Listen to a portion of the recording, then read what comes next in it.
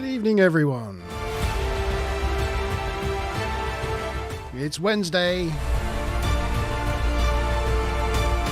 It's 8 o'clock.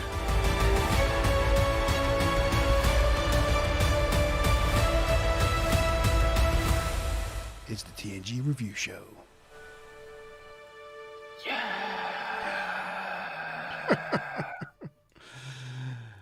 Hi, everyone.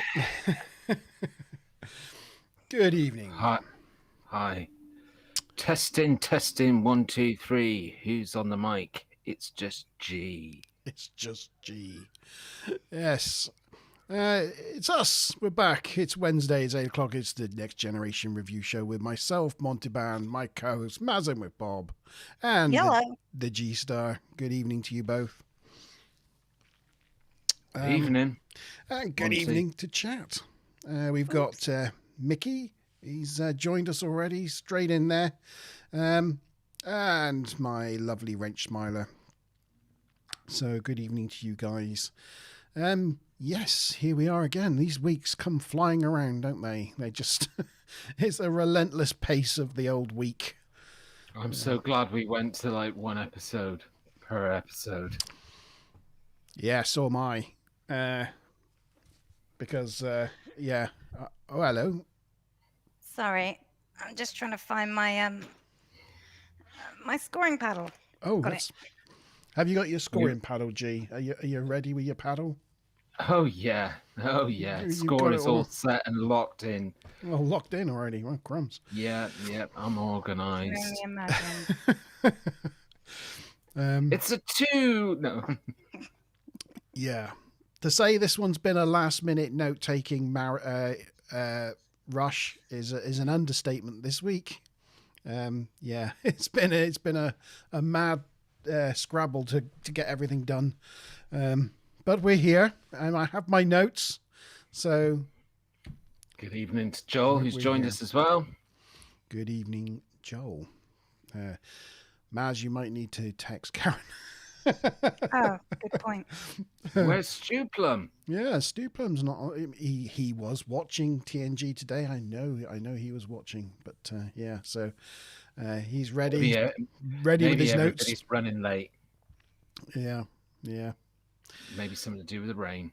It's that Wednesday feeling. It's hump day. It's over the hump, isn't it? We reached the crest at lunchtime today, and now we're on that delightful downward slope to the weekend. And we start that downward slope with the Next Generation review show. I'm talking a bit about Star Trek. That doesn't sort of sound very good. Downward slope with TNG review show. No, I don't. The upward slope. The upward slope to the weekend. Oh my God. 3 minutes have passed already, and I still haven't said, hey guys, please make sure that you like this video and subscribe and hit that notification bell if you haven't done so already, so you never miss an episode of the TNG review show in future. I'm doing it now, G. I've done it myself. There we go. Have you hit the bell? I've got ding the bell. ding is important. I got the bell. We've got the bell. Everybody like away.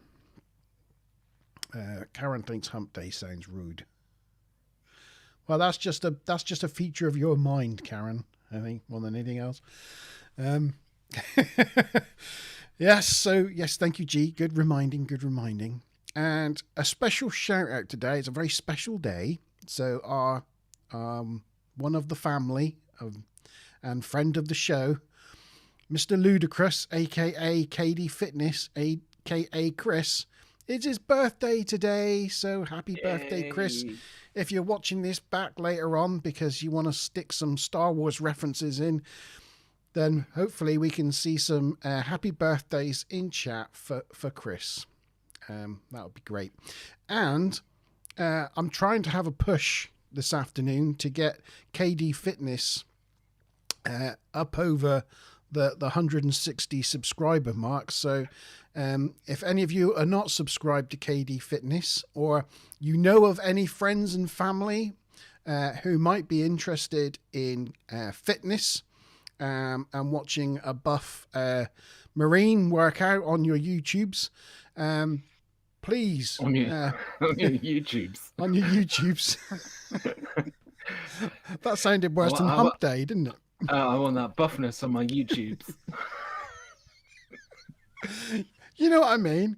But yes, if you've got any family members or anyone who might like that sort of thing, please point them in the direction of KD Fitness. I'm sure Smiley will be able to put a link to his channel in the chat. Yes. My friend has teenage nieces who don't do the workouts. They just like to sit and watch Chris. So there you go.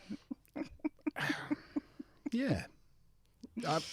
It's something for everyone there, I think, you know. For sure. A bit like this show, really.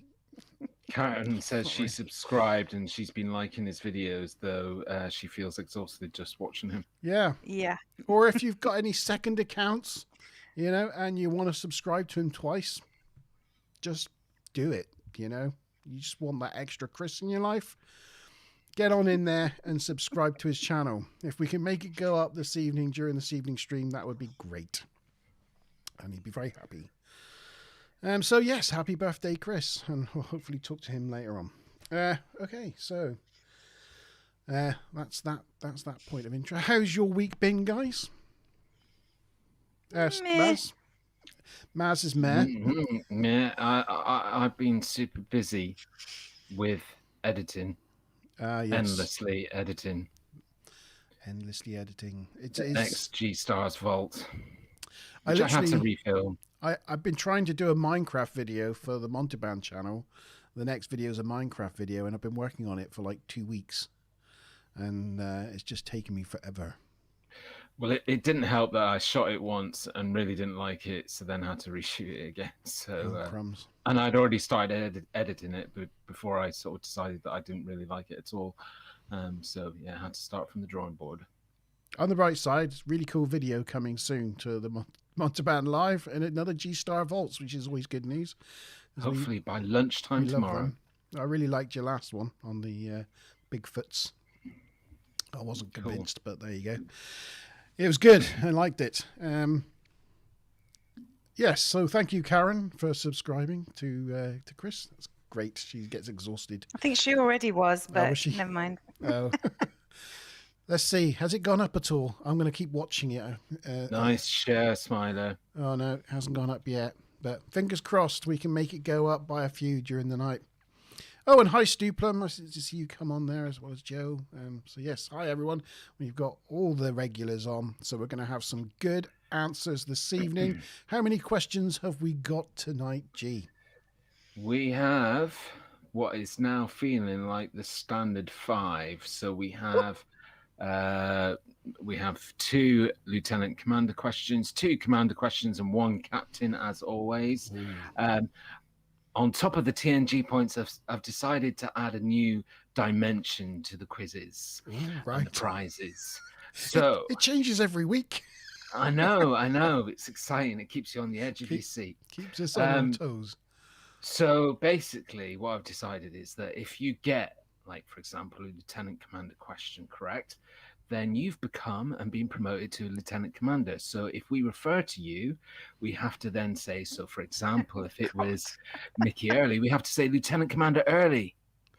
And then if he gets the commander question, he gets a promotion and he gets promoted to commander, and then he becomes Commander Early. Or Lieutenant Commander Stuplum or Plum. Captain Plum. Yeah. So promotions with the questions as well. Right. Cool. That's. We just got to remember. Hard to remember. It's going to be hard to remember. You're going to have to keep reminding me. And every time you miss it, you've got to put £1 in a jar. Okay. Oh no.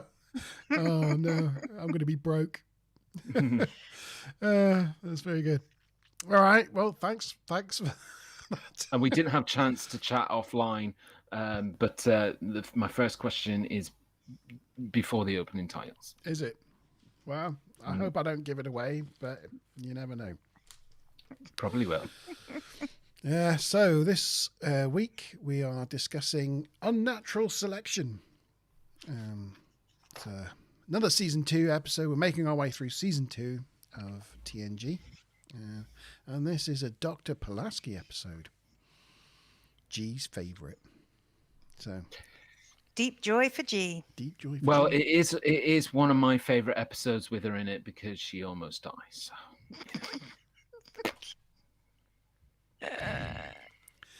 Right. Spoiler. Spoiler After a alert. great start. Spoiler alert. She doesn't. She could do though. She could do. You just never know. You never know. She was only in this season. Okay then. Shall we get on with it then? Unnatural Selection. Oh, Yeah, have you got a title picture? Do you want title pictures? I suppose you want a title picture. Oh, I haven't. I had the wrong screen up all this time. Nobody says anything. That was the wrong screen. That's better. There we go. It looked the same to me. There's chat. Yeah, there's chat. Oh, right. Okay. Sorry, chat. There you are. Apologies for missing you off. But you saw our lovely faces in big style. So there. Right. What do we want? Oh, yes, we want that. There we go. Title screen, Unnatural Selection, with the obligatory shot of the Enterprise passing by. You always got to have a nice shot of the Enterprise. You do. It's what we come for mostly. It's one sexy ship. It is. It is. And I'll tell you what, it's aged well. You know. I didn't love it when it first came out because, you know, I was kind of married to the Enterprise A at the time. But it felt wrong, you know. But now, looking back on it, I have a greater appreciation. It just looks so aerodynamic. Yeah, which is really helpful in space. Yeah. Because, you know, the solar winds. Solar winds, yeah. Mm. So, the Enterprise is bound for Star Station, India, to rendezvous with a medical carrier. Now, quick question on that. Has anybody ever heard of a star station before? I don't know. I mean, I've heard of star bases, but maybe it's something that comes up every now and again, but that was the first time I remember hearing star station. But No. Do you think it was a blooper? I don't know. No, they call it Star Station India again at the end, but yeah, it's just the name of this place. It's just Star Station India. Weird. Troy's summoned to the ready room to talk to Picard because he wants to know what she thinks of Dr. Pulaski. I wish he'd called me. We all know G's opinion. But Troy thinks she's a dedicated and passionate doctor. But Picard is worried that that passion could impact on her judgment. But Troy doesn't think so. It's How like, prophetic. yes. Foreshadowing in storytelling like that. But then they get a call and they get called to summoned to the bridge because Data reports they picked up a distress signal from an adjacent sector. You have to let me finish the sentence. Yeah. Well, I was too nervous that you were going to go straight into it. Okay. Right. Right, guys. First question of the evening. This is a Lieutenant Commander question worth 25 TNG points and a Lieutenant Commander promotion. So, the Enterprise receives a distress call from the USS Lantry. The Lantry is a Federation A, freighter, B, supply ship, C, science vessel, or D, medical relief ship. So the US Lantry is a Federation A, freighter, B, supply ship, C, science vessel, or D, medical relief ship. You do realise, G, if you do much more Pulaski bashing, you're going to upset Joel. I know. Joel's a Pulaski fan. And for good reason. She's a good character. I won't have any more said. Somebody changed their tune. Just as a bit of a filler, it's just something that I happened to notice is that this episode was first aired on the 15th of May 1991. So 4 days ago was exactly 20 years since it had aired. Wow. Exactly 20 years. Yeah, amazing. Look at that, Smiler. Everybody's saving your job to get the answers in before you even typed out the question. Apart from Karen. Karen, get off Fortnite and put your answers in the chat. Yeah. And she is a female Bones, and there's a lot of Bones traits, Joel, in this episode, where they kind of give her a bit more establishing of a Bones type character. Joel wasn't just stating things he likes then, female Bones. Female Bones. Yeah, TMI.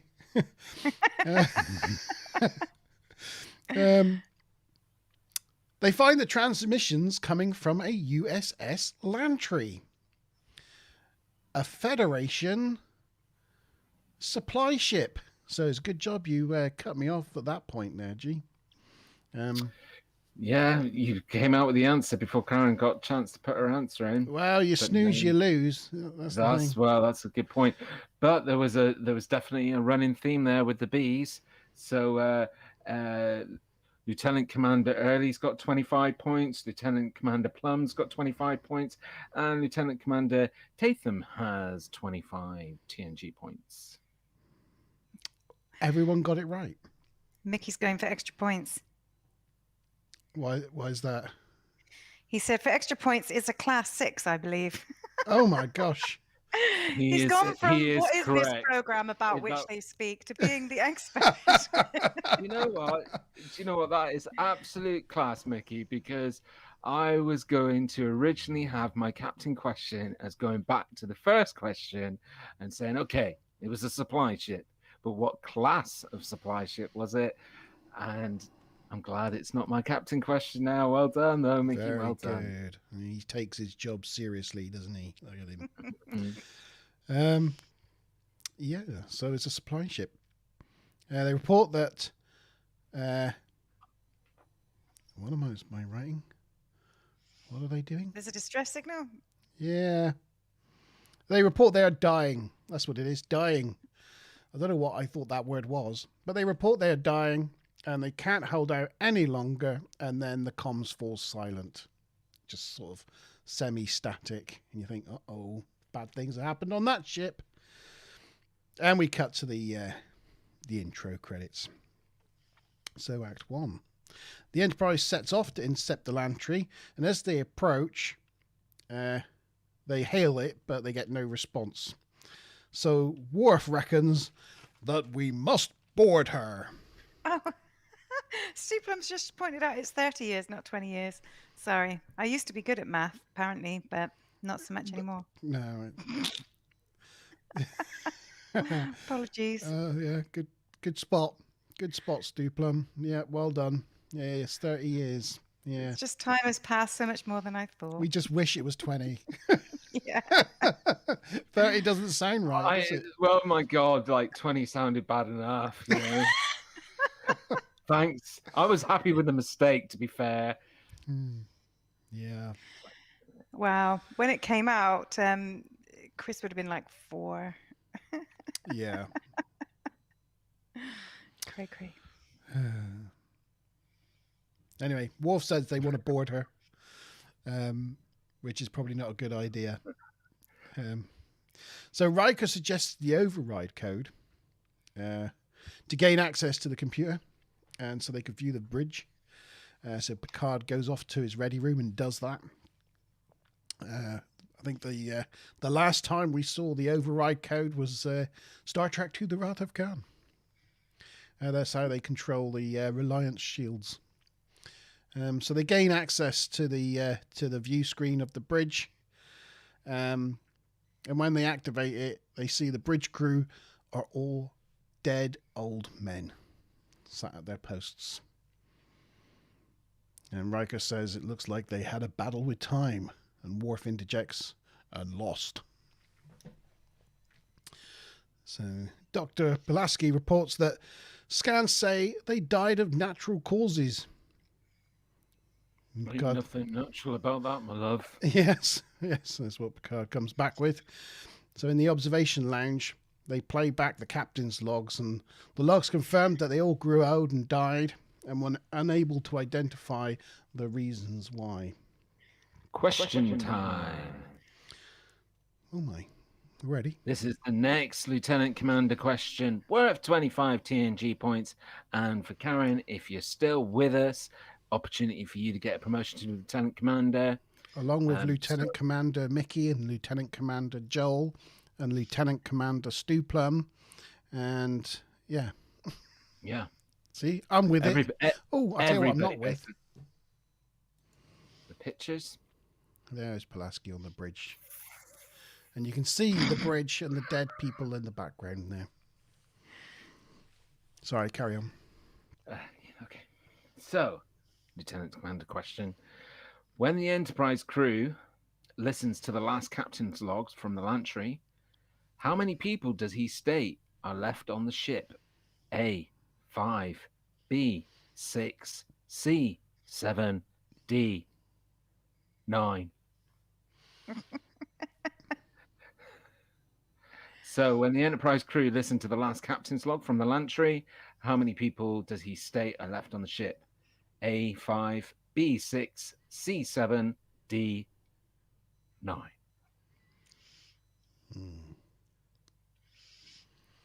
Mickey spent a lot of time replaying the override code so he could get to write it down. I think it was something Omicron. I can't remember. There was a Y in it, I think. Alpha? Is it an alpha?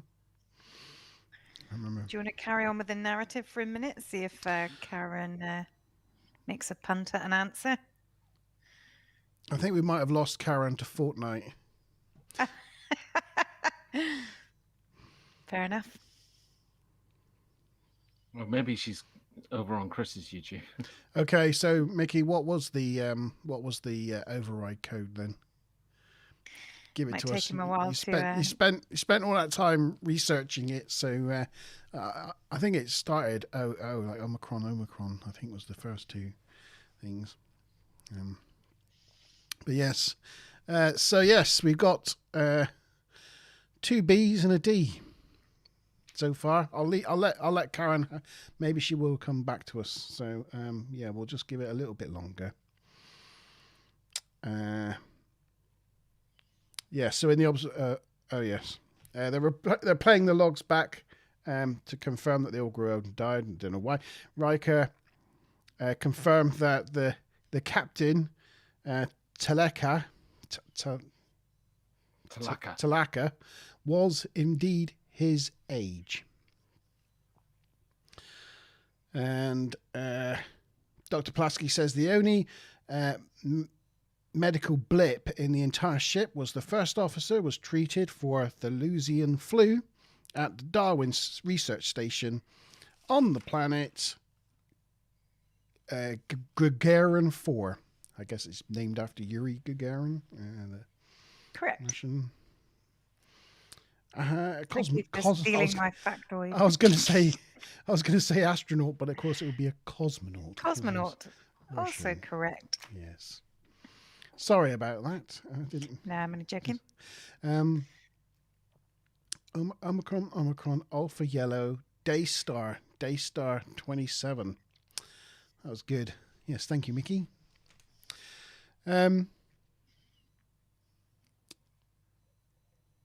Yeah, so Dr. Pulaski says they need to warn the station and consider quarantining not just the ship, but possibly quarantining the entire planet of Gagarin 4. I can't say it right. Gagarin 4. Right, before we get into Act 2, do you want to go through the answers, G? Yeah, for sure. So there was, for shizzle. So there was 4 options, and of those 4 options, we had 2 options selected. I am going to be dishing out some TNG points, and they go to Lieutenant Commander Early and Lieutenant Commander Tatham. Ah, well done. It was B. It was 6 people were left on the Lantry. Yep. I'm sure most people already know this, but obviously the Darwin station is named after Charles Darwin, and the episode title Unnatural Selection is a parody of the phrase natural selection, which was coined in Charles Darwin's On the Origin of Species from 1859. Yeah. It's the theory of evolution by natural selection, isn't it? Is the title of his theory. Yes. So Act 2, they arrive at Darwin Research Station and hail a Dr. Kingsley, who reports that they're under a medical emergency because they're all experiencing the rapid onset of geriatric syndrome, meaning they're all getting old. The doctor herself is only 35 years old, so I thought the makeup was brilliant.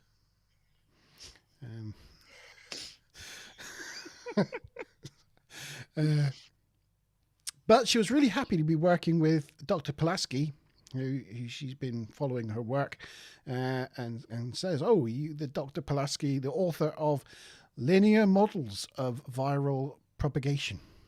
And I thought, well, if there was ever a book that was going to help me sleep at night, it's probably Linear Models of Viral Propagation by Dr. Pulaski. See, my thought was, if there was ever a perfect question for the TNG review, that might have been it.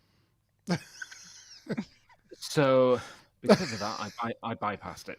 Oh, yes. Tricked me. You tricked me out there. Yes. Dr. Kingsley reports that she is worried about their children. They've got children, as they represent years of genetic research. And she wants them beamed up to the ship immediately. Oh, yes, sorry, pictures, good point. Oh, there she is. There she is, the 35-year-old Dr. Kingsley. You see what I mean about the makeup? It's fantastic. Yeah. Awesome. I don't know if they did that with computers and that, like, they do in, like they do the reverse aging in, like, Guardians of the Galaxy and stuff like that. Ha ha ha. Just to point out, Stu Plum, this is Star Trek: The Next Generation, not Stranger Things. The Upside Down. Oh, yeah. The Upside Down. Yeah, very good. Yeah, so she wants those children beamed up immediately, but Dr. Pulaski says, no, you're all in quarantine. And Kingsley pleads that they have no symptoms and they are in isolation. They've been living in isolation, so they can't possibly have contracted anything. Picard says they'll go away and consider it. And I just thought this all sounds terribly horrific. As a research science station in the middle of nowhere, creating genetically modified super people. I thought eugenics was all banned because of Khan and all that. Correct. This is completely against Federation laws, which is not addressed once in the episode. No, it's horrifying what they're doing, really. Eugenics gone mad. How nobody actually mentions this at all. Like, you're doing what here now? What? But it's not okay. So I'm glad I'm not the only one that spoiled that. So in the observation lounge, everyone's thinking it's too risky to beam anyone anywhere near the Enterprise because they don't want a wide-scale problem like they had on the Lantry. But Dr. Pulaski wants to bring one of the children on board, possibly in a force field, for a complete examination. But Picard thinks that that's still too risky because force fields can fail and things. And so errs on the side of caution. So Dr. Pulaski has another idea of encasing one of the children in carbonite. Oh, no, that's Star Wars, isn't it? Styrolite. That's Star Wars. In Styrolite. So she can scan and test for the disease. So Picard agrees to that stipulation. Yeah. Yes. Genetic engineering of kids is outlawed in 3 Star Trek series. Yeah. You would have thought it would have been outlawed here. Yeah. So Geordie sets up the force field in sick bay. That looks fantastic. It's about the best graphic of a force field I've ever seen. It actually Do you have a picture? It looks terrible. Oh, I don't know if we got a picture of that. No, we haven't. Oh yes, well you can see it here in the background. There it is. What a wonderful force field effect that is. I mean, it chops poor Troy there in half. She doesn't look well. Yeah. And Chief O'Brien beams aboard the 12-year-old child encased in styrolite. And did you know that's the first time that Chief O'Brien is named? Is it really? 1.5 series in, first time he's given a name. He's got a name. Oh, he must be so proud. And also, actually, he was added as a last-minute addition. So the original script had some genius lady engineer called Rena, and she was very beautiful, and men would fall about themselves to get her attention. And there was going to be like a romantic subplot with LaForge. And when they got their hands on it and, sort of adapted it for the teleplay, they found her character to be a bit obnoxious. So they wrote her out and wrote O'Brien in. And he never looked back since. Very cool. Yeah, so when the 12-year-old child materializes, Worf yells, "It's a trick!" Because it's not a child. Well, it doesn't look like a child. It looks like a man in his 20s. I also thought, you don't see a picture of it here, but the panel that Geordie uses to bring the force field up and down, there's this like big black panel sort of standing in the middle of sick bay with loads of little blinking lights and buttons all over it. Is that the thing behind him in the picture? Oh, no, it is there, yeah. Oh, yeah, sorry, yeah, it is. Yeah, you can just make it out here. Yeah, sorry, I didn't realise it was in the picture. But yeah, it doesn't look like very TNG-like or anything that you'd ever find on the Enterprise. It looks like something you'd see in the background shot of Knight Rider or something like that. It looks really like cheesy 80s like computer thing. Well, it's funny you should say that. With loads of little blinking red lights.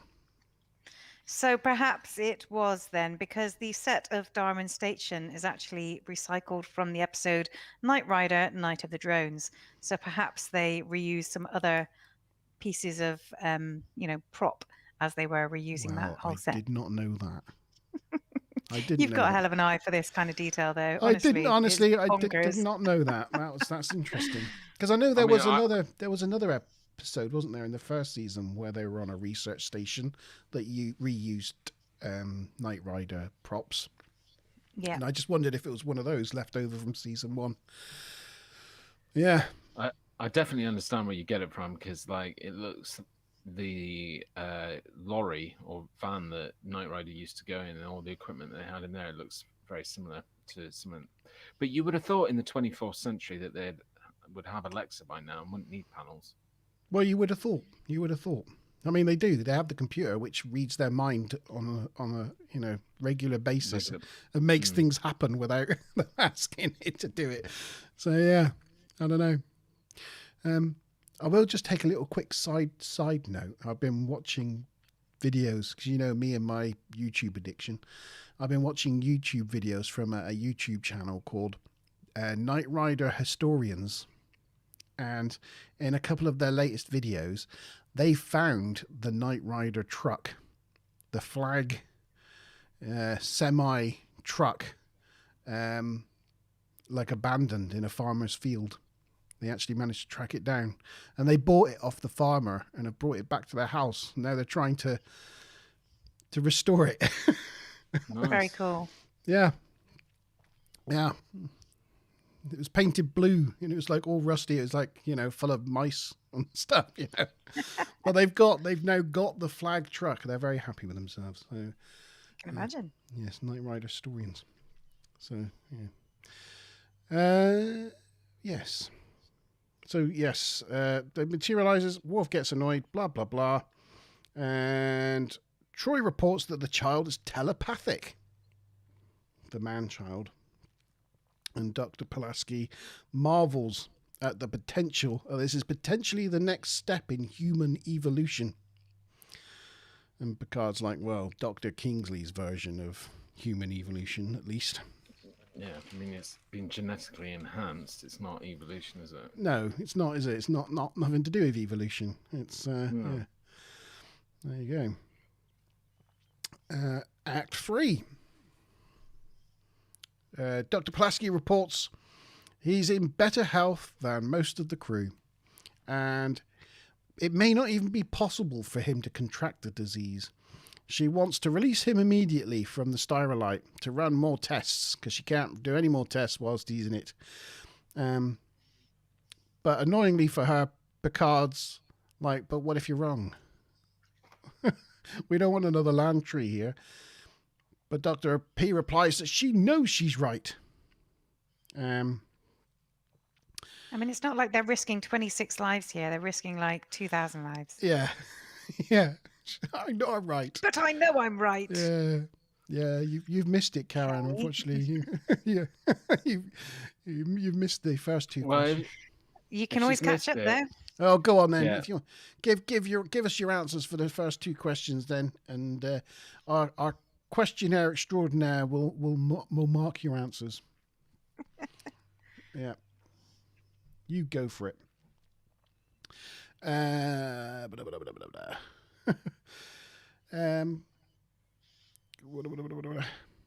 Oh, so yeah, Picard's not having it.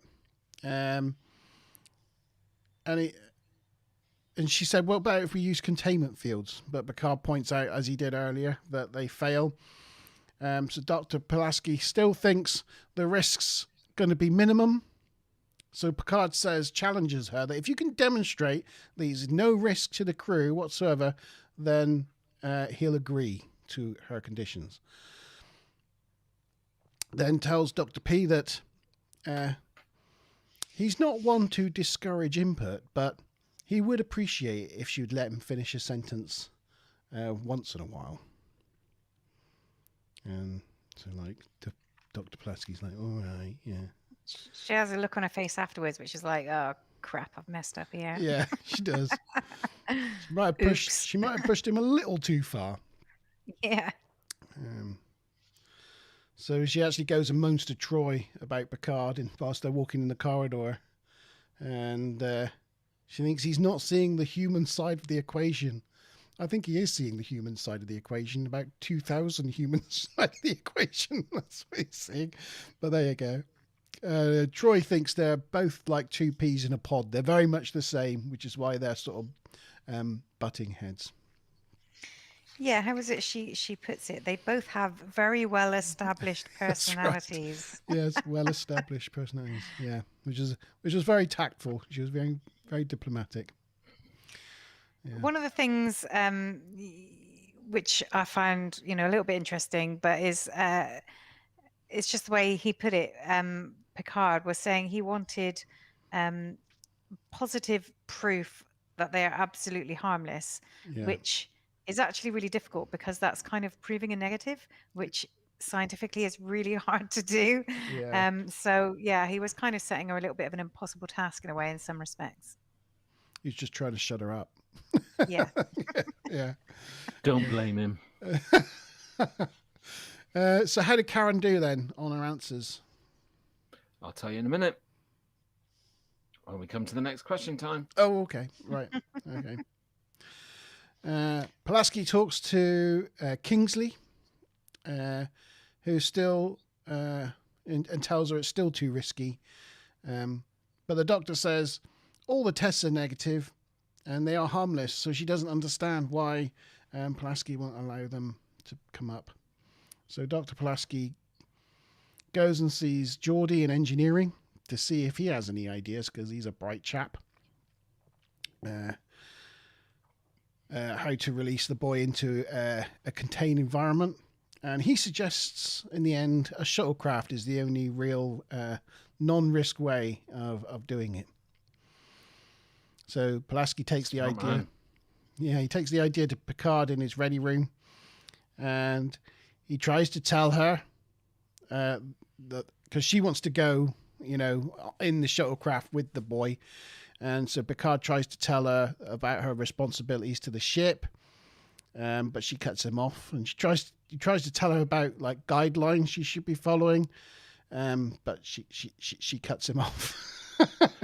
What's the word that she used? She says you don't have to quote the rule book to me. Yeah, that's right. And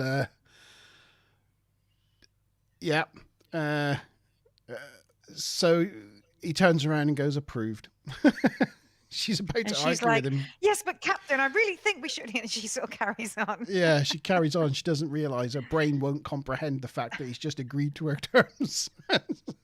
And then she gets it, and she's like, "Oh, thank you very much."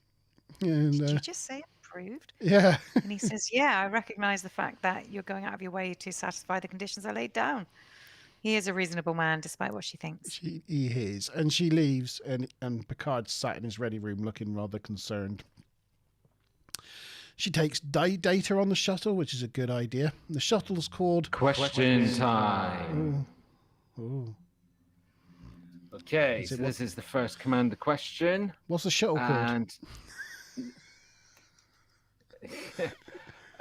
So just to do a little bit of a points roundup, we have Lieutenant Commander Mickey on 50 points, Lieutenant Commander Joel on 50 points, Lieutenant Commander Stu Plum on 25, and Lieutenant Commander Karen on 25 TNG points. This is a Lieutenant Commander question, and so it's worth 50 TNG points and a Commander promotion. And the question is exactly what you said, Martin. That's why I cut you off. I tell you cut me just off at the right point there. Dr. Pulaski asked Data to pilot the shuttle for her to complete her test on the juvenile from the medical facility. What is the name of the shuttle? Is it A, Dakar, B, Sakharov, C, Ulysses, or D, Kerry? Sorry. So is it shuttle Dakar, shuttle Sakharov, shuttle Ulysses, or shuttle Kerry? It's okay, but you've actually pronounced it wrong, but never mind. Whatever. Who cares about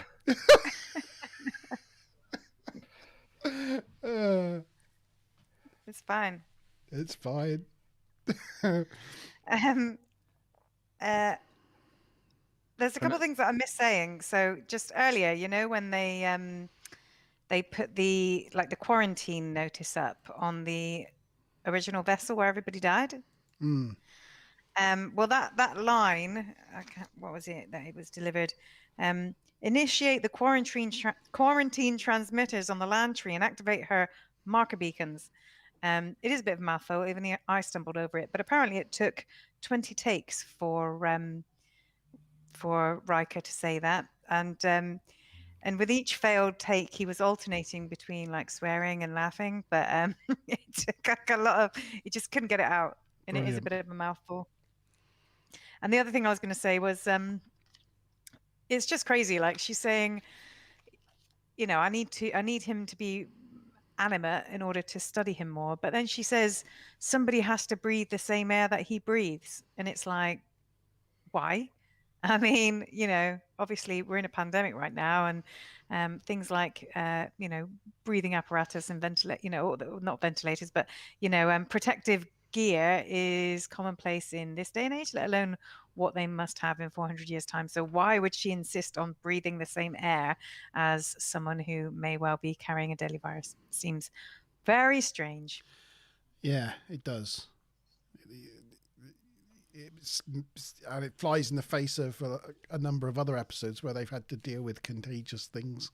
And even from like the 60s Star Trek, I remember Bones being all kitted out in almost like a Star Trek hazmat Yeah, like suit. hazmat.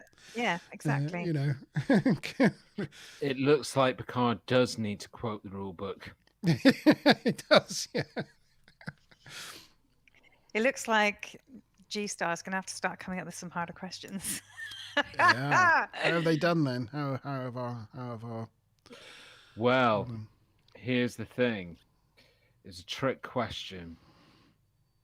Did anybody see the trick? No. No. Okay. So, no, there was no trick. No. It's everybody got it right. So that means everybody's got promoted to commander. Yay! Hey! Yay, promotion day? What was the right answer? G? B. Yeah. B. What? But read it out. What was the right answer? Yeah. Hey, it's not the first time you've pronounced things wrong. No. Sakharov. Sakharov. Sakharov. Anyway, it was that one. So, to do a points roundup, Commander Mickey is on 100 TNG points, Commander Joel is on 100, and Commander Stu Plum is on 75, and Commander Karen is on 75. Also, a point of trivia, that shuttle's named after a Russian physicist. They're all in for the Russians this episode. Andreas Sakharov. I know that because I just read Joel's comment in the chat. You might have thought Joel knows everything about space. You might have thought I was being really clever there for a moment. Sacre bleu. I did think so, but next to Joel, you are the second most person in my life that knows about space. So yeah, but Joel comes first, I'm afraid. Oh yeah, for sure. He's even more of a space geek than you are. I wouldn't have got that. But there you go. Well done, Joel. Thanks for making me seem intelligent there for a second. Yeah. So she takes Data on the shuttle Sakharov, and they park next to the Enterprise. And I don't know if it's the first time we see a shuttle leave the shuttle bay. I made a note saying nice bay opening sequence. Nice bay opening sequence. The only problem with the shuttle bay sets and the actual shuttle bay on the Enterprise is the doors, and the exit of the set is like a horizontal, flat wall with space just beyond it.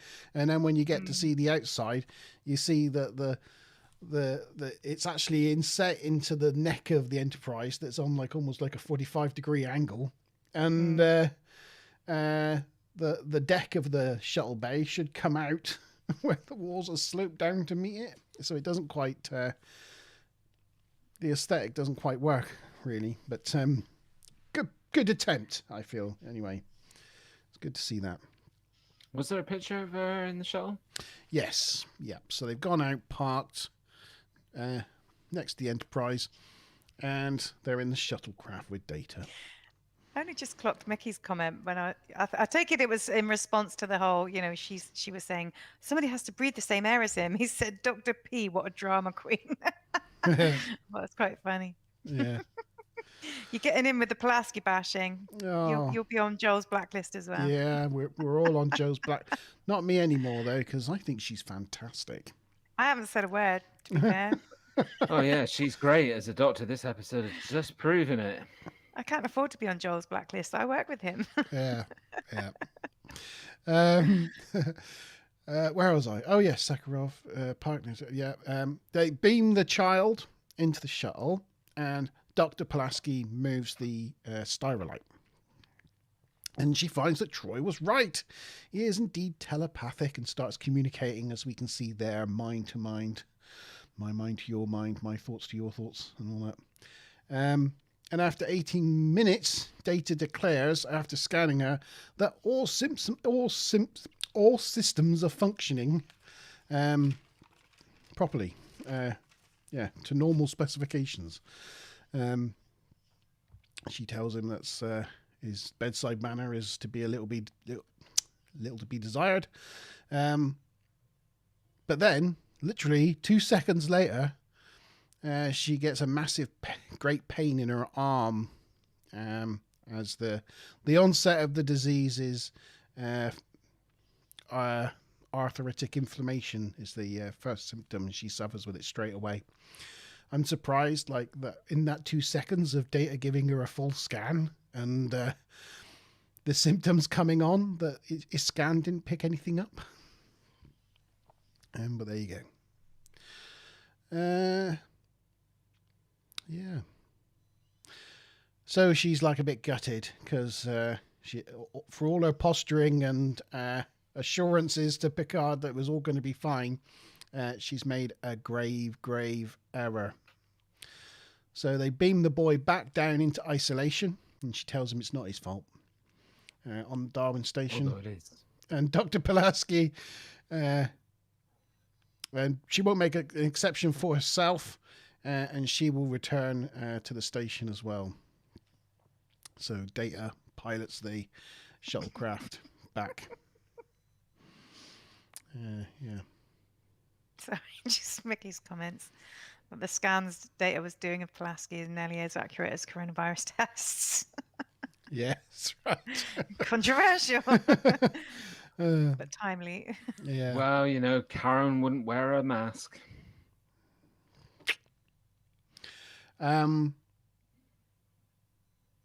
The senior staff meet in the observation lounge to discuss what to do next, and Troy suggests using the biofilter in the transporter. But O'Brien, is like a member of the senior staff and meeting in the observation lounge. I thought, oh, he's really come on leaps and bounds in this episode. He's been allowed out of the transporter. Can you imagine LeVar Burton at this point? You know, it would have been his main subplot and a love interest and a whole bunch of script. And instead, he's basically been bumped for who was effectively an unnamed extra previously. Yeah. I'm sure he was delighted with that choice. I'm sure he was. Yeah, he was thrilled. Yeah, so Brian points out that they beamed the boy twice and the filters didn't help. But O'Brien does suggest possibly using a transporter trace. And that's using Pulaski's previous pattern before she contracted the virus to use as a filter to filter out the contamination sort of thing. But do you also notice how Jean-Luc Picard completely goes against the whole needs of the many thing in this briefing? He's like, I don't really care about the station anymore. Getting Pulaski back and returning Data, that's what's most important. That's what has to take priority. Yeah. So he's like, oh, you know, all those scientists and children and stuff, like, screw them. I want to care for my own crew. Yeah, he goes rogue. Geordie thinks that O'Brien's idea is possible. So they gave Geordie a line there just to, you know, keep him happy. Like, you know, they made the doctor go down and ask him about the shuttlecraft. Like, they gave him a few lines here and there just to, you know. Same with Worf. Yeah. And after Geordie gives his thumbs up, Picard says, do it. Do it. Which I thought he would have said, make it so. But he doesn't. Riker points out that Dr. Pulaski has never used the transporter in all her time on the ship. And then I thought back over the last 6 episodes. And I thought, actually, no, she hasn't, has she? No. And she was originally transported over by shuttle when she came on board. Yeah. And obviously, you know, for anybody who's watched the original series, maybe not Mickey, to be fair, but that's a Dr. McCoy trait. It's one of the many parallels with Bones. Yeah. He never wanted to have his atoms scattered across the universe either, and neither does Dr. Pulaski. So they're going to have to contact her last assignment, which was the USS Repulse, to see if they have her transporter pattern on file. Meanwhile, Dr. Pulaski and Data arrive at the station, and Kingsley apologizes to Dr. Pulaski for the burden that she's imposed on her. But Dr. Pulaski's like, it's fine. That's fine. She is, however, still still not convinced how this is Kingsley, not convinced how it could be the children. despite the fact it was like obviously the child. Yeah. Could not be of anyone else. It was like, but it can't be. Just can't be. Picture? Oh, yeah, probably. Oh, here we are. There's all the 10 and 12-year-olds doing their thing. They've got great fashion sense on this station, haven't they? They're doing a seance there on the table. Doing a table lift. Karen knows all about it. Karen knows all about it. Yeah, she doesn't know how it could have been the children. And Dr. Pulaski's like, yeah, let's talk about that, shall we? So Kingsley shows off some of the children, and we see them there using their telekinetic skills to play things like chess. And she's even more persistent that they're perfect in every way. And their immune system is so good, it's actually aggressive. And they actually send out antibodies that would attack viruses mid-air. So they would have been impervious to any such things. I just want to say that, we've seen episodes in the future of this, and none of these so-called perfect telekinetic type beings ever surface anywhere. So I can only surmise that at some point their illegal activities are found out, and these bunch of children are probably rounded up somewhere and shot. I think it's section. They all probably end up 51, in, is it? Yeah, whatever it is. Well, Yeah, that's true. I think at actually. the end of the episode, they have to say that they have to remain quarantined because there isn't any way of curing them. Isn't that correct? Yeah, but once section 31 is it? Once section 31 hears about them, they'll be gone. So will the station, mysteriously. Most of them They'll be are recruited They'll for be spy type needs. Oh yes, they'll all be given black uniforms and sinister code names, and And Mickey's like, "What's this section 31 about which they speak?" You'll have to watch Deep Space Nine. You'll have to, or any of the subsequent series after that. I think they're in like Enterprise, and they're definitely in Discovery. You don't want to worry about those series. Nah. Enterprise isn't. Not gonna bite. Let's not.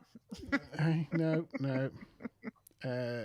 So it's just they attack me, and that's how they responded to the member of the Lantry crew that had the Lusian flu. It attacked the flu and changed the flu at the genetic code level. Dr. Pulaski tells Data to run a genetic analysis on that interaction. And Kingsley says they don't have time, it would take months. But Dr. Pulaski says that Data has a way with computers, and Data has a little wry smile, which I thought was quite funny.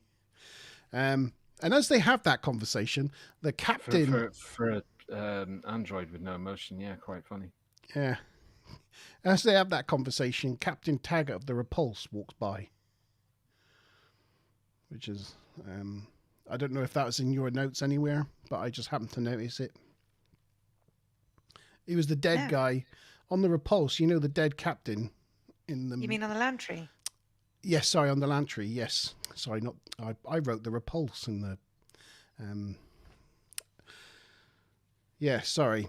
No, I didn't know that. I'm reading a different... I'm going to the next scene. We now go to Captain Taggart of the Repulse, but no, whilst they're talking... in the scene, the captain of the Lantry, the old man who was dead, he's one of the guys working at the station, and he just walks past the camera. Nope, didn't realise that. Yeah. They probably just thought, one random old man looks like any other random old man. Yeah, that's right.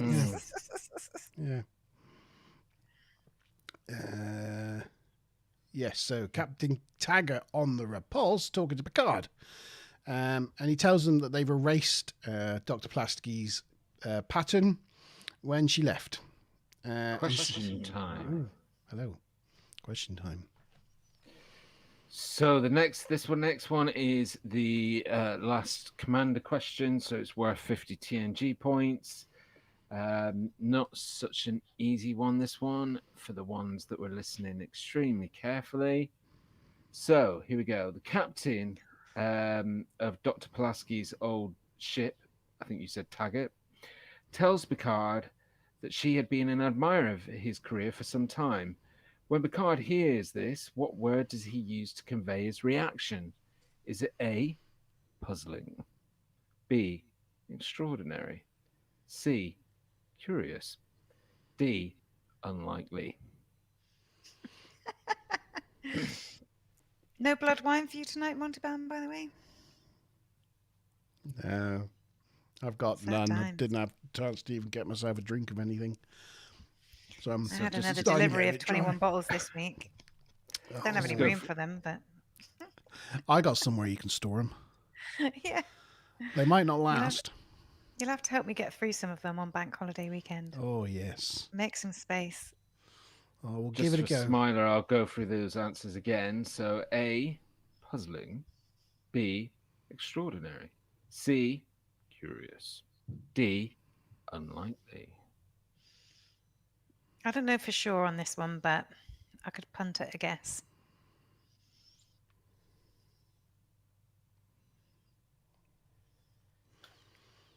Oh, wait to get some more. Well, everybody's just copying everybody. Some more this evening. answers in. It's just a bunch of lemmings. Just kidding. Oh, your questions are It's easy. interesting. So I would have actually guessed C, and Mickey's the only one that's gone for that. But there you go. All the answers are in. Mickey's taking a punt. Okay, so all the answers are in. So let's talk about who we're giving up. So Mickey guessed at curious. And Curious then, answer. Yeah, and then we had how many? So we had Joel, Stu, and Karen all going for B, which was extraordinary. And the right answer was B. So 50 Well done, guys. TNG points going to Stu, Karen, and Stu, Karen, and Joel. Well done, everyone. So to do a quick points roundup, that puts. Hold on, let's just do a quick. I think Mickey quick just, math. after your comment of everybody's copying everyone, I think Mickey just decided to just YOLO it and do his own thing. That's why I threw a He little just- curveball there. You see, He didn't want to be clever. seen to be a sheep. And Sorry if I threw you off there, Mickey. It wasn't intentional.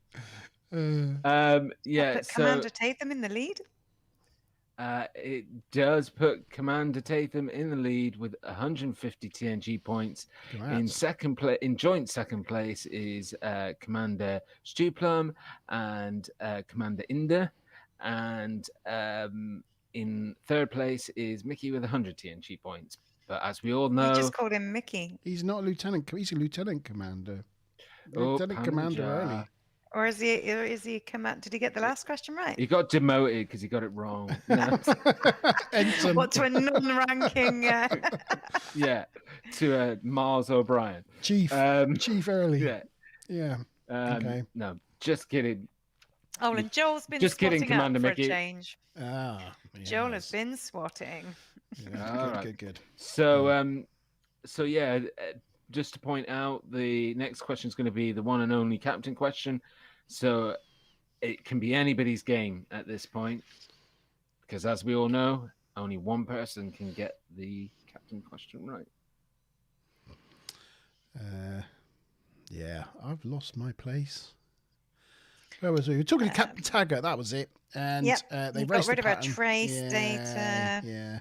And he said, she preferred to take the shuttlecraft everywhere anyway. And he would have given her a shuttle of her own if it meant she'd stayed, because he really rates her as the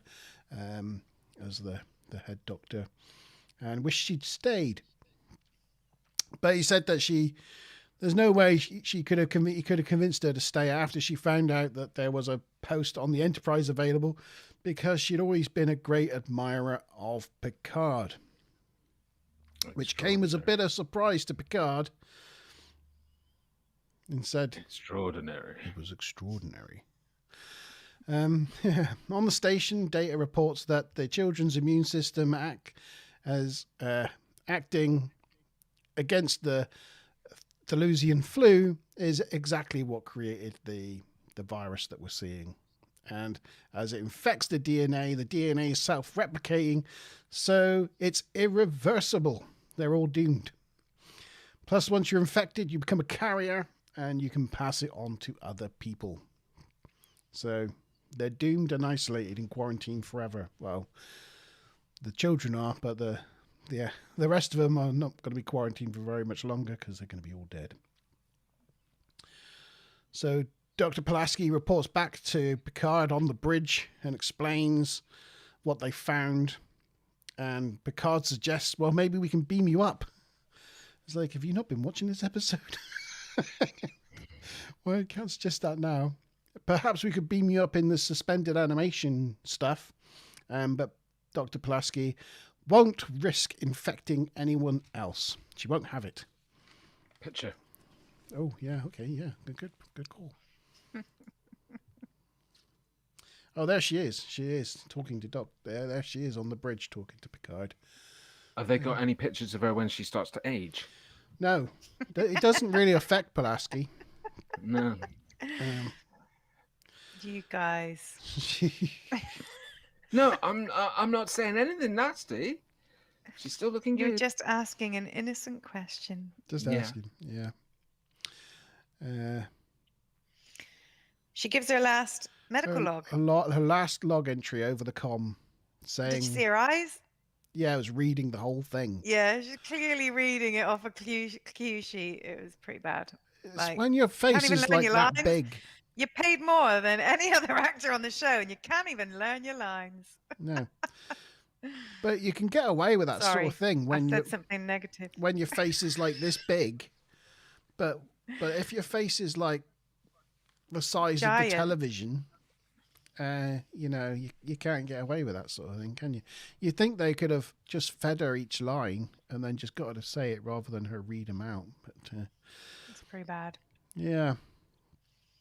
So yes. Katie Fitness has hit 160 subscribers.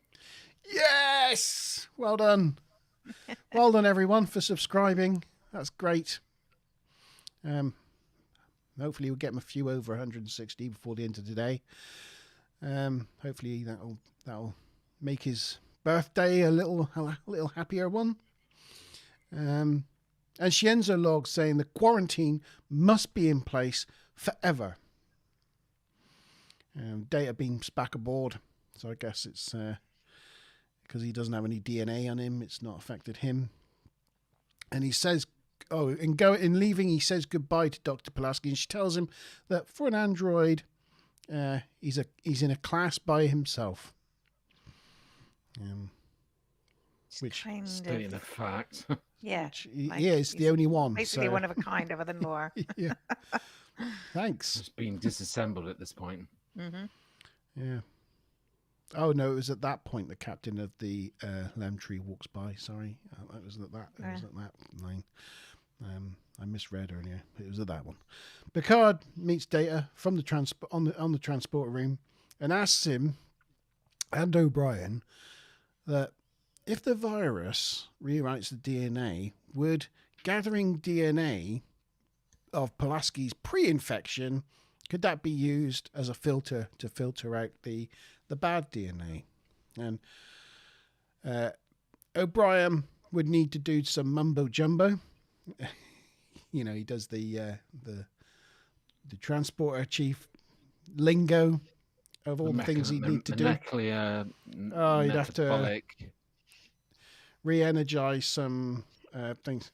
But it does mean taking the panels off. So, well, what's he there for? So, Come on, Chief. Well, the thing is, after they go, he's like, "Oi, you, take those panels off." So he doesn't even do it himself. But that's what it's like to be the chief, I guess. Yeah, he's gone from being a nobody to being somebody who bosses everybody else he can around. boss people Yay. around now. Yeah. So he says it's possible, and he gets on with it. Riker and Data find that they don't have Dr. Pulaski's DNA on record because it hasn't caught up from her last assignment yet. It's in transit. So they go to her quarters and try to find it there. And they end up finding some hair on a brush, hair that has a follicle attached and sort of have some living cells. I know I shouldn't say this, but the way they're rifling through her things, I just have a vision of like Data pulling out like a sex toy and saying, "With this." My God. Oh, that would have been hilarious. I think I would have thrown up. In fact, I have a bit of sick in my mouth right now. It would have been class. You can imagine like a parody of the scene, though. It'd be great. I'm slightly traumatized. Maybe not. Yeah. Where Maz's brain goes is another one. The gutter. They could have slaked the Yeah. drain. Oh no, it's like sonic showers, isn't it? Anyway, they find it on some hair. Oh. Oh.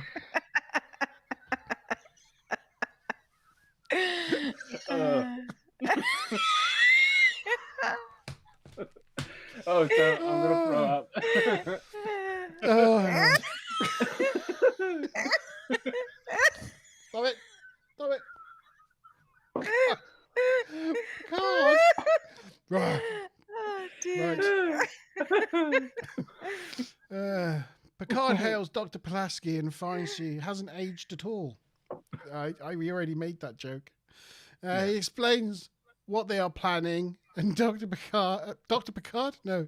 Pulaski says if she survives this, she'll have a lot better understanding of geriatrics.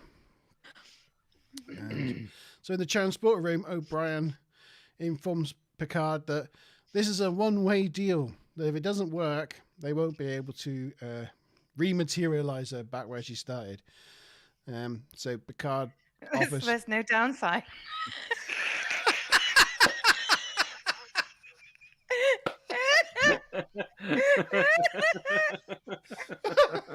Oh my God. Oh. Quick, get on with it. Do it. Sorry. Transporter. Transporter room. Picard offers to take control.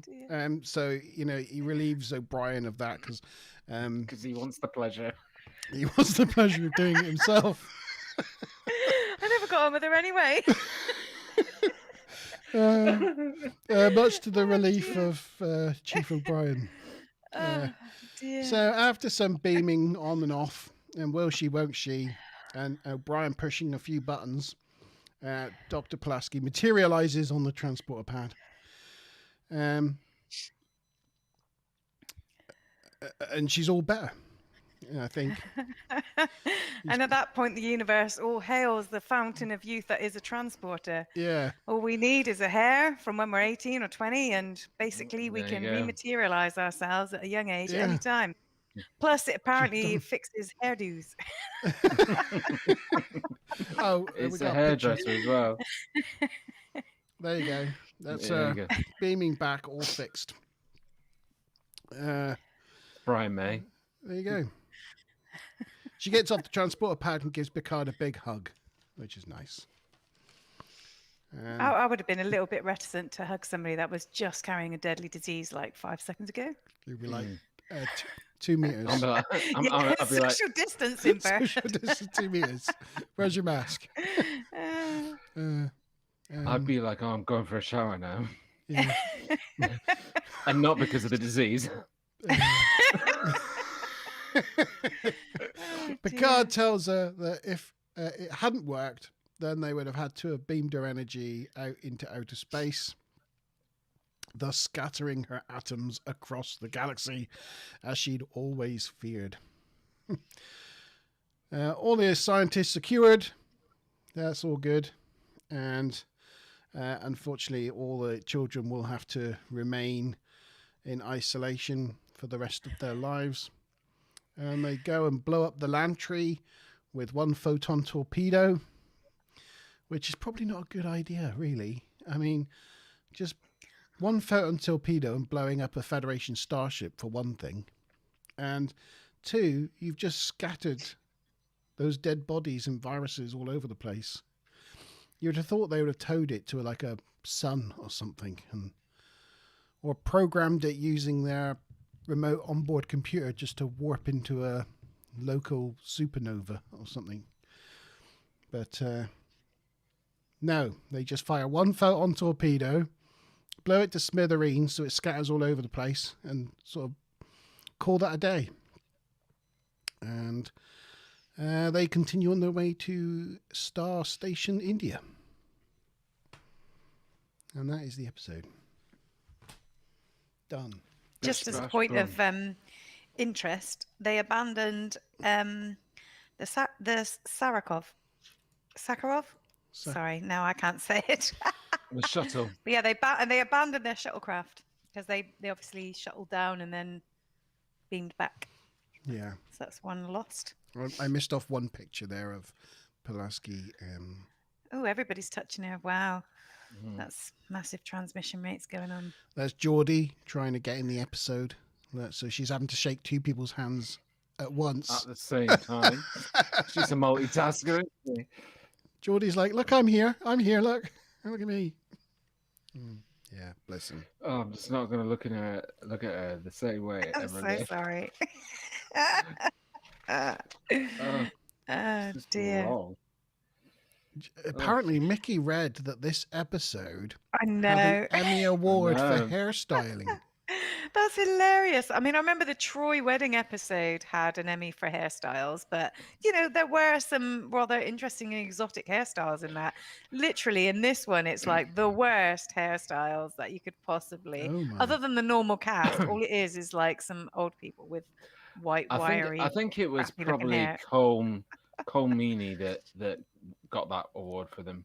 I mean, just look at that lovely toupee, wavy, natural perm. Well, he wears a toupee, so even that. What, Cole Meany? Yeah. In this?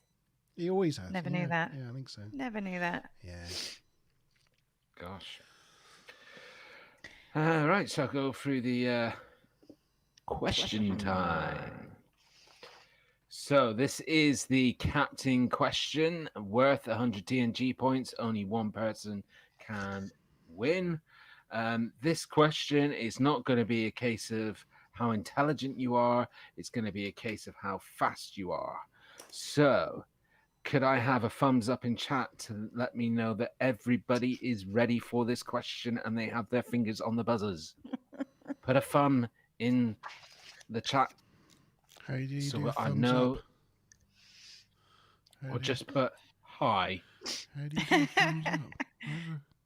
Thumbs up from Karen. Already. Thumbs up from Karen. I don't know how to do a thumbs up. Oh, I can't. I give in. The master of social media fails to do a thumbs up. How do I make that thumbs up thing disappear now? Just need one from Joel, and then I know you guys are all ready, there we because go. this really is going to be who is the fastest will win it. I think G-Star kind of knows you're ready, Monty. I'm not sure that necessarily that's fair applied enough. to you. Fair enough. Yeah, I can see you.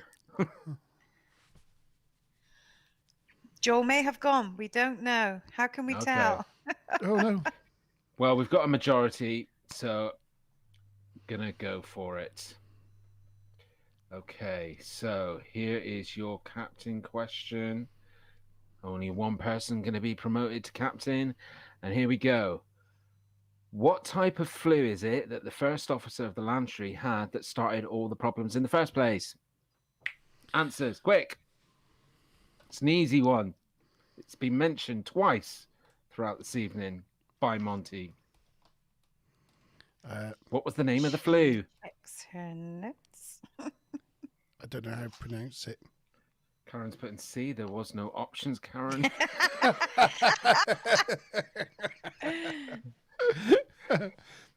Card maneuver time. Okay, we've got a winner, and it is Mickey. He got it right. Slight misspelling, but I know that he's got the right answer, and the answer was Flusian. Oh. I did spell Flusian it flu. right. So, well done, Captain Mickey Early. You are the captain for this evening. Congratulations on your promotion. You finish the quiz on 200 TNG points, followed in second place by Joel on 150. Commander Joel, sorry. Got in there. Commander Joel on 150 points.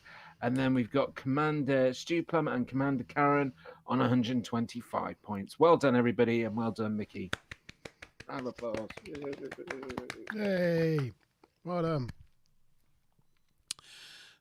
We're gonna need the scores on the doors any second now, aren't we? Mm-hmm. Yeah, there's a couple of random points I was going to mention. Oh yeah, go for it. There was one thing which some people thought was a bit of a goof or whatever, but isn't, which is the fact that everybody on this ship died and then everybody in the station was still alive, and theoretically it's the same thing. Shouldn't it have taken about the same amount of time to progress? But the theory against that is that the ship is a more enclosed space than perhaps a space station would have been. And Pulaski stated that on the shuttlecraft her symptoms progressed really quickly because it was a more enclosed space. So that was almost like a disproven possible goof.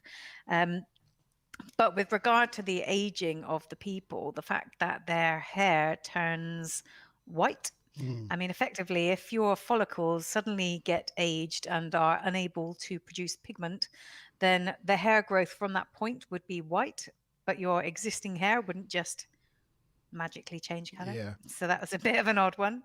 What else? And there are some people, I mean, obviously this whole, fountain of youth thing is an issue, but, theoretically, if they were able to correct the replicating issue of the virus and the effect that it has on the DNA, what it should more scientifically have done is have arrested her progression in terms of age. That would have been, a more sort of scientifically accurate way of doing this, rather than, we've just basically almost transported you through time and made you young again.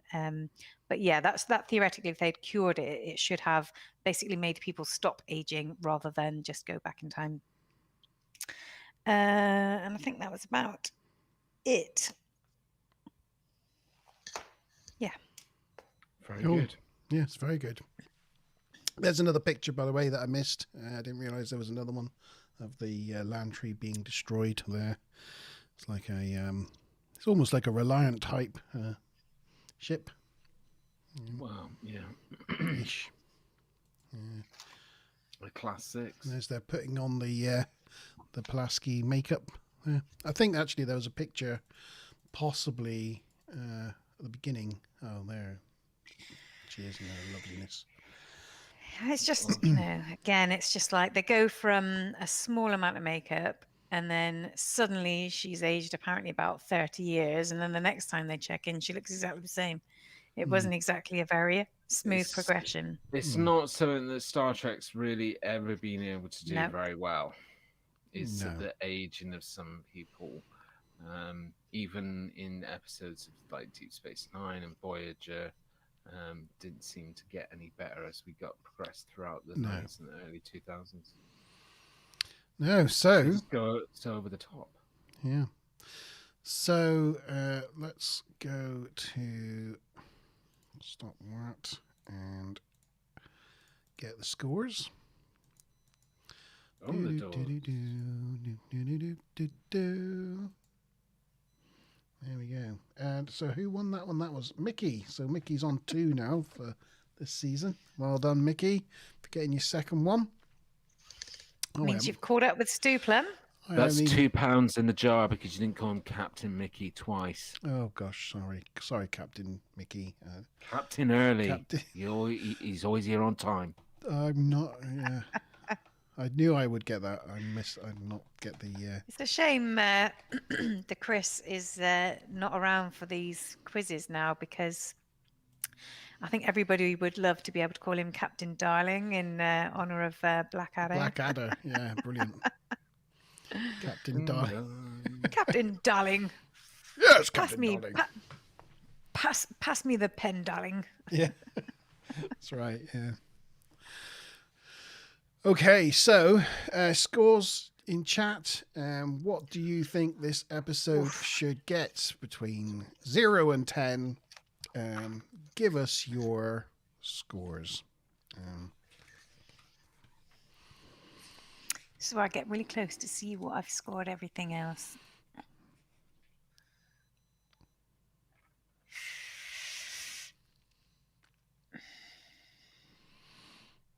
Yeah. What should we do with this This is one? difficult. This is difficult. It's difficult. I'm ready. I'm ready. Yeah, don't forget to put your scores in the chat. Thank you, Captain Early. He's in there early. Captain Early is there. He's got his score. Yeah. Stupler, what do you think? What's this score? What's the score for this episode? Let us know. So, should we do it then, guys? Hold on 2 seconds. I've changed my mind again. Okay. Hey, So wait a have I. minute. That's what? Wait a minute. That's my. Not based on what other people have said. I'm just That's checking my. what I've That's my done job before. to change my mind. Yeah, but I would never So you're do not it after complaining I'd that already we changed Right. your shown mine. mind. I'm changing You're my just mind then. complaining that's No, your yeah, job. you can change your mind as many times as you want before you've shown your score. You Right. just can't show your score and then change it. Right. Ready? Ready? Uno. Oh, hang on. Two. No, shall I change my mind? So Sacre funny. bleu. Mon Dieu. I'm gonna. No, I'm gonna keep it. Okay. Okay. Go on then. Count us in. Un, deux, trois. Wow. Oh, sign of the beast. Sign of the Pulaski.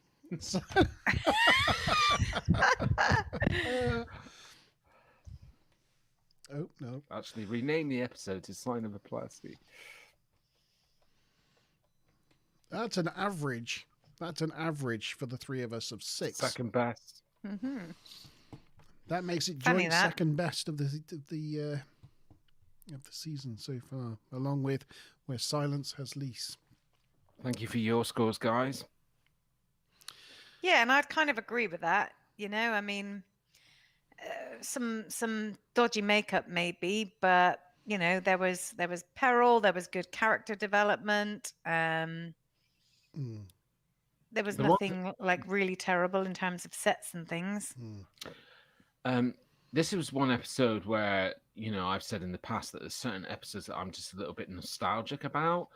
And I'm a bit nostalgic about this one because I always remember the first sort of like 10 minutes or so really capturing me and thinking, oh, this is a really mysterious story. Just like the images of all the dead people on the lantry, it tweaked my interest.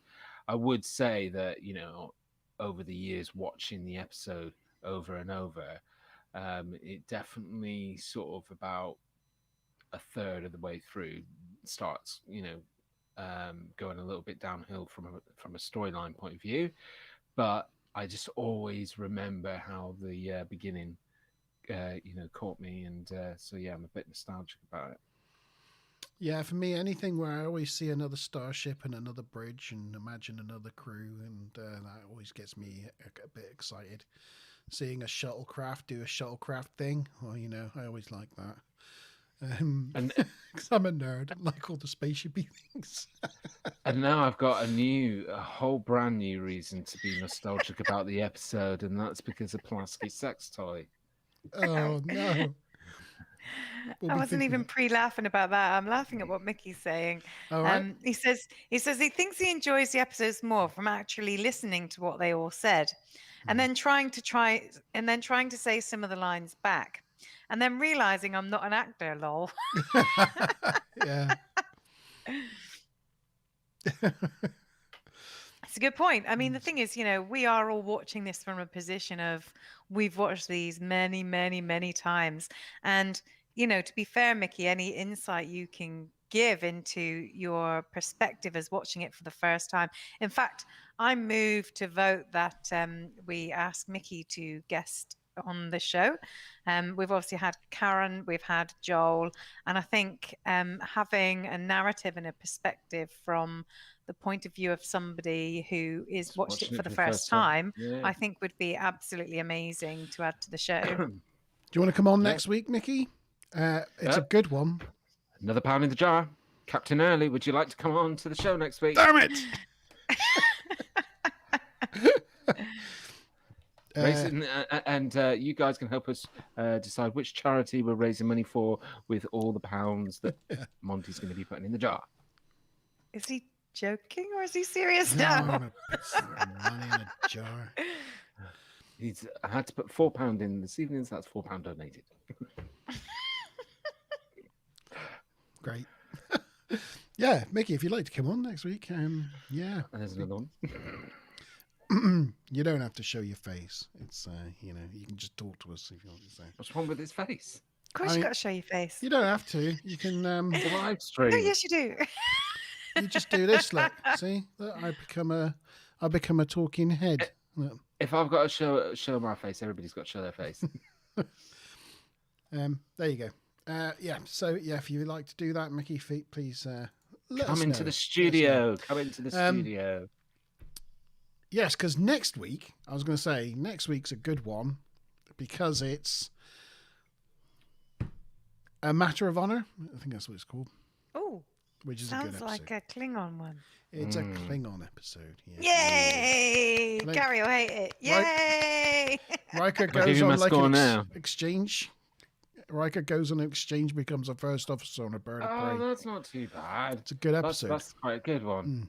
Yeah. So anyway, it's a good one to talk Ooh. about next week. I'm quite looking forward to that episode. Excellent. Maybe we'll have some live trying Gak and on stream. Okay, I think I'm going to be out We could next do week. that. Yeah. I eat worms for nobody. No. Yeah. So that's next. That's up next week. Is Ah, a Mickey matter says of he'll honor. see if he can get a webcam for the PC this week. Oh yeah.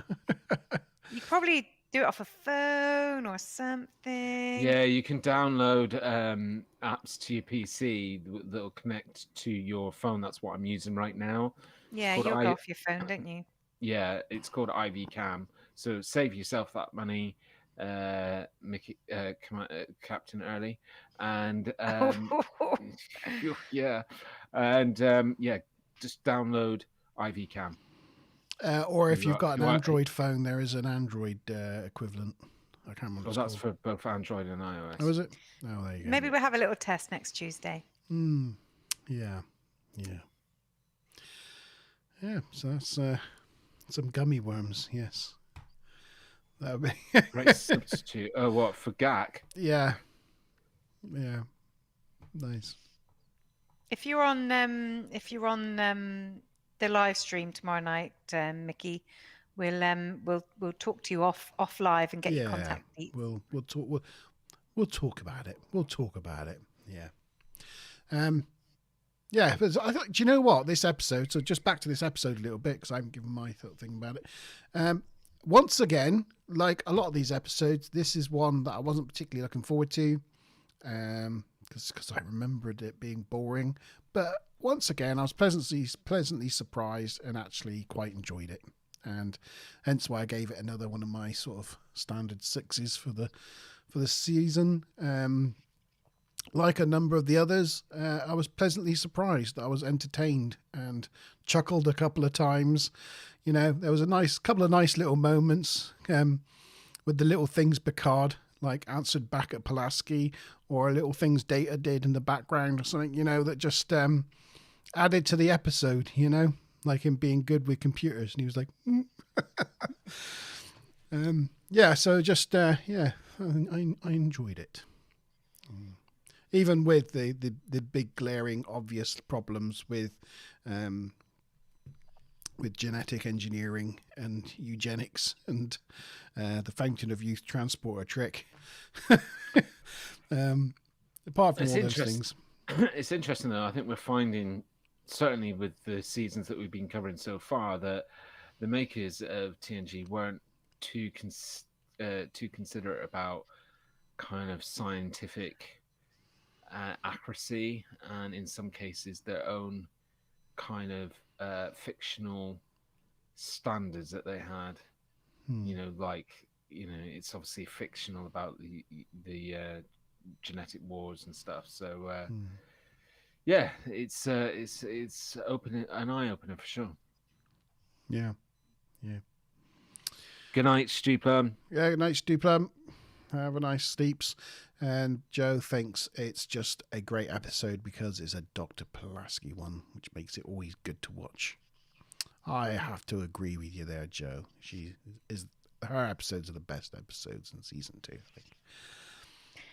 To be fair, you know, I kind of agree as well, but from a point of view that, you know, I know everything in Star Trek paints a pretty idealistic picture of the future and everybody's lovely and everything, but I mean, you know, I liked Michael Schumacher at the end of the day. I know he was the bad boy of the grid, but I always think a controversial character makes things more interesting, and I like Pulaski from that perspective. I think, you know, the dynamics and the chemistry between her and Picard in this episode were one of the more attractive features of this episode for me. You don't get that kind of dynamic interplay between characters very often in this, you know, in TNG, because everybody's just so nice and polite. So I thought that was really great. It kind of needed some of that dynamic, didn't it? No. No, I just miss Gates. You know, I honestly think Pulaski's better than Gates. I'm pining for Gates. I think either it's written better or she's a better actress for sure. But yeah, I mean, I don't find her character pleasant. I find it abrasive, but Yeah. you know, I think it makes for some better, you know, kind of storytelling in a way. Yeah. Look, don't get me wrong. I don't hate the actor. I hate the character. So you know. Good. So there we go. That's our rundown of Unnatural Selection. We're done. Good night, Joel, and good night, everyone. I guess we're back tomorrow night with the Fortnite live stream on Thursdays. Hopefully, one day soon, I'll get my next Minecraft video out on the channel if I ever manage to finish it. Well, look out for that G-Star Vault that I'm uploading tomorrow. G-Star Vault tomorrow, live stream tomorrow night, and yeah. Next Wednesday, back for Medal of Honor. Medal of Honor. Hopefully with Captain Early. Yes, with Captain Early. See you then, guys. Yep. Cheers, everyone. Bye. Bye.